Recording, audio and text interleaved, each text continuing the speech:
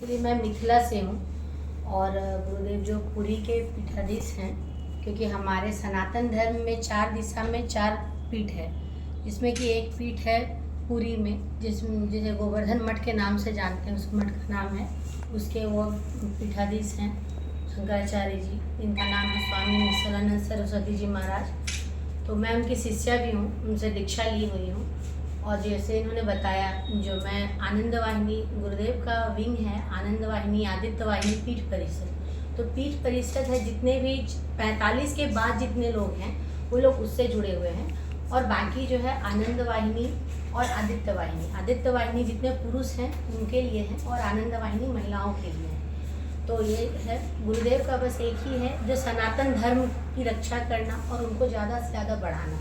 इसके लिए उनका 83 साल उम्र हो चुका है, पर वो सिर्फ 365 दिन में मात्र जो 2 महीना जो 60 दिन का समय होता है, उतने दिन वो पुरी में रहते हैं। बाकी समय वो पूरे भारत में भ्रमण करते हैं। इतने उम्र के बाद भी वो ट्रेन से हर जगह आना जाना करते हैं। क्योंकि आसनसोल में उनका अपना आश्रम है, जैसे कि ये हैं कर रहे हैं आनंदम रेसिडेंसी में, तो एक आश्रम बना के उन्होंने दिया है गुरुदेव को। वहाँ पे वो है, उनका अपना आश्रम है, तो वो आश्रम उनका खुद का है। तो इसीलिए उनका विचार हुआ इस बार, क्योंकि वो पिछले बार जब आए थे तो सिर्फ 3 दिनों के लिए आए थे, जैसे इन्होंने बताया। पर वो आश्रम का जो माहौल है, जो पौराणिक तरीके से कुटिया का, जो आजकल बहुत कम हो गया है। आजकल ईंट पत्थरों से बना हुआ महल मिलता है, पर वो मिट्टी का बना हुआ कुटिया नहीं मिलता है। उस तरह का वो आश्रम बना हुआ है, जो उनको बहुत पसंद है। क्योंकि उन्हें और कुछ भी पसंद नहीं है, जो मुझे ये चाहिए, मेरा नाम हो, क्योंकि उनको किसी भी चीज़ की ज़रूरत नहीं है। वो साक्षात शिव हैं, और जब भगवान ही धरती पर उतर के आते तो उनको अपने लिए कुछ नहीं चाहिए, वो हमें देने के लिए आते हैं। तो हमारा ये भाग्य है, आसनसोल का भाग्य है, जो खुद से बोले जो हम 11 दिनों तक आसनसोल में रहेंगे। और ये है पितृपक्ष का महीना। पितृपक्ष के समय में सभी कहते हैं, जो सभी के पूर्वज उनके घर आते हैं।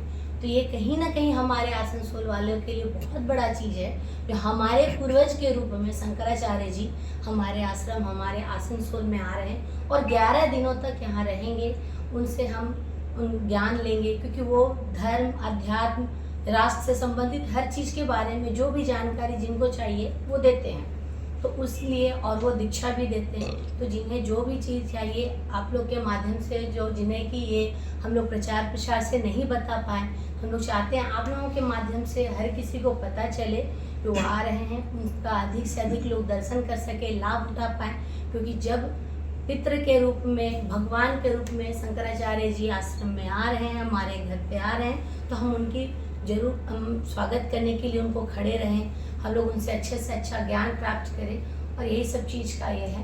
तो आप लोग सभी को उसको ज़्यादा से ज़्यादा, हमारा ये है जो आप लोग आगे बढ़ाइए इस चीज़ को, जहाँ तक जो हो। और आप लोग भी आइए, आप लोग भी गुरुदेव से मिलिए। तो वहाँ का जो 11 दिन तक क्या चलेगा? मैंने वहाँ पूजा पाठ साथ साथ भगवत पाठ ये सब? नहीं, भगवत पाठ, पूजा पाठ ये सब नहीं चलता है। मतलब वो सभी से बैठक करते हैं 1-1.5 घंटे का। जैसे किन्हीं को भी कुछ भी जानकारी चाहिए, वो धर्म से, अध्यात्म से, बहुत सारा ऐसा है जो हम अध्यात्म के पुस्तक बच्चों को बता नहीं पाते हैं, दिखा नहीं पाते हैं, जिससे कि हमारे परिवार के सदस्य, बच्चे बहुत दूर हैं हमारे। जैसे हमारे जो पौराणिक ग्रंथ हैं उनको हम नहीं जानते हैं, या फिर जानते तो उसमें बहुत सारी जिज्ञासा होती है जो हम नहीं कर पाते। हमें ये पता है जो रामचंद्र जी थे, रामचंद्र जी वनवास गए, पर वनवास क्यों गए हमें ये पता, कौशल्या माँ के पुत्र थे और कैकेयी माता ने उन्हें वनवास भेज दिया। बट ये क्या, ये था उसके पीछे क्या कथा थी, क्या ये, तो उसके बारे में जो हमारे अंदर जो जिज्ञासा रहती है वो हम उनसे जान पाते हैं। क्योंकि हो सकता है हमें भी नहीं जानकारी है उसकी, जब वो हमारे धर्म के संस्थापक कहते हैं तो उनको तो हर चीज़ का, स्वयं जब शिव हैं तो हमें उनके मुख से मिलता है हर कुछ सुनने को, तो वो चलता है उसमें। तो कोई भी अगर मिलने जाए तो उन लोग के लिए आप लोग क्या व्यवस्था रखे, बना किस हिसाब से मिलेंगे? कोई प्रवेश पत्र है, कुछ? हाँ, वहाँ पे मतलब हमारे लोग बैठे रहते हैं, वहाँ पे आपको जो है सुहाना है, वॉलंटियर बैठे हैं, वॉलंटियर बैठ के आप अपना नाम कर सकते हैं, लिखा। अगर आपको दीक्षा लेना है तो वैसे दर्शन के लिए वो 1 घंटा बैठते हैं दिन में, 11 से 1 रहते हैं वो, 2 घंटा दिन में, और शाम को 1 घंटा रहते हैं। शाम को 5:30 से 6:30, 2 समय। तो 11 से 1 वाले समय में जो है आप अपने आप ये कर सकते हो, जो भी जानकारी चाहिए रहती है धर्म से अध्यात्म से आप कर सकते हैं। और शाम में जो है उस टाइम में सभा लगती है, जैसे उनको कुछ बताना है, कुछ जानकारी देनी है, किसी ग्रंथ के बारे में बताना है, तो वो उसमें वो जानकारी 1 घंटे का वो देते हैं। और उन्होंने 200 से अधिक पुस्तकों का लेखन किया है अपने हाथों से। वो अभी भी आज के डेट में भी वो 6 घंटा प्रत्येक दिन बैठकर लिखते हैं और कंप्यूटर में, क्योंकि वो कहते हैं अगर मैं 6 घंटा नहीं लिखूं तो मुझे लगता है 100 कोड़े मेरे ऊपर बरसाए जा रहे हैं। उस तरह से ये होता है। और 83 साल की उम्र में इतना घूमना और 6 घंटे तक लिखना, ये तो मतलब किसी नॉर्मल इंसान का तो है नहीं, ये तो स्वयं शंकर ही कर सकते और कुछ भी नहीं कर सकते। तो आसनसोल में पहली बार हो रहा है? आसनसोल में ये दूसरी बार है, उनका आश्रम बन गया है, तो वो प्रत्येक वर्ष आसनसोल आएंगे। उनका यही मई से लेके अक्टूबर के बीच का महीना उनका रहता है।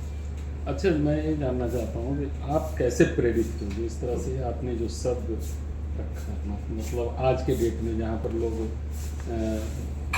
क्या कहा जाए कि हम विदेशी कल्चर को अपना रहे हैं वो कुछ, तो मैंने आप कैसे प्रेरित हुए, कैसे आपके मन में आया, कैसे शुरुआत की, इसके बारे में? देखिए, बेसिकली मैं ब्राह्मण परिवार से हूँ जी। तो मेरे अंदर थोड़ा वो पूजा पाठ, चूँकि ब्राह्मण परिवार में आए हैं तो वो तो होता ही है पूजा पाठ का।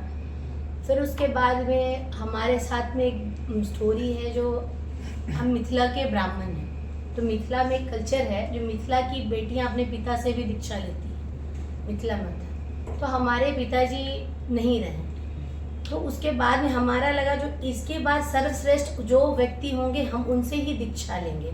लेकिन उस व्यक्ति के, क्योंकि इतने सारे साधु महात्मा बहुत हैं, मैं किसी का अपमान नहीं करती हूँ, बट आपके हृदय को जिनकी वाणी छू जाए, जिनका कि आपको लगे कि इनसे ज़्यादा साधारण व्यक्ति कोई नहीं है, वो सिर्फ और सिर्फ मैं शंकराचार्य जी को ही देखी, क्योंकि हमारे तो पिताजी थे नहीं। और हर व्यक्ति जो भी इस संसार में आए हैं उन्हें दीक्षा लेना तो चाहिए ही, क्योंकि बिना दीक्षा का हमारा ये मानव जीवन सफल नहीं है, ये हमने भी पढ़ा था। तो वो चीज़ था। तो उसके बाद में जब मैं उनकी ये सारी वाणियाँ सुनती थी, उनका बहुत सारा वीडियो आता है, बहुत कुछ आता है, क्योंकि वो किसी से उनको डर नहीं लगता, क्योंकि वो सत्य बोलते हैं। तो एक बार मैं जब उनको पुरी में ऐसे दर्शन के लिए गई, तो मैंने देखा जो आजकल के जितने भी महात्मा बाबा जो भी होते हैं, उनका एक अलग टाइप का ये होता है। उनका एक छत्र है, सोने का छत्र है, सिंहासन है, ये शंकराचार्य जी को भी मिला हुआ है। बट वो गौ रक्षा के लिए उन्होंने संकल्प लिया, जब तक गौ रक्षा हत्या बंद नहीं होगी तब तक मैं सोने का छत्र, चांदी का सिंहासन और उनका चमर, ये सब मैं नहीं यूज करूँगा। और वो अभी भी पादुका नहीं पहनते हैं, वो चांदी का पादुका है, ये सारा चीज़ त्याग कर वैसे ही कड़ी धूप में आश्रम में घूम रहे थे। तो मुझे लगा जो ये व्यक्ति इतने मतलब उम्र में, और मैं उनसे 3 साल पहले ही दीक्षा ली हूँ, मैं ज़्यादा दिन पहले दीक्षा नहीं ली हूँ, 3 साल पहले ली हूँ, लेकिन मेरे मन में अचानक से लगा जो जिस चीज़ की मुझे तलाश थी, जिनका मुझे तलाश था, और जो मैं बचपन से इतना पूजा पाठ भगवान को मानती थी, तो वो लगता है मिला कि आपका लगाव बचपन से ही हाँ रहा। जी, मुझे बचपन से था, और जिनकी तलाश थी वो मुझे शंकराचार्य जी के रूप में मिल गए। और अभी मुझे ये लगता है जिस तरह से मैं मिली हूँ, जिस तरह से मेरा हर कुछ बना, तो मैं चाहती हूँ जो और भी सभी लोग जुड़े। आपके आनंद वाहिनी में पूरे बंगाल में कितने ब्रांच हैं? हमारे आनंद वाहिनी में पूरे बंगाल में 52 ब्रांच है। कितने सदस्य तो लगभग अब कम से कम 5000 तो होंगे। ठीक है, 1 मिनट, एक बात मैं और कहना चाहूँगा आपसे कि अभी शंभू भैया सभी को निमंत्रण किया, आपने वहाँ उनका आश्रम बनाया, मीडिया से प्रचार खोज रहे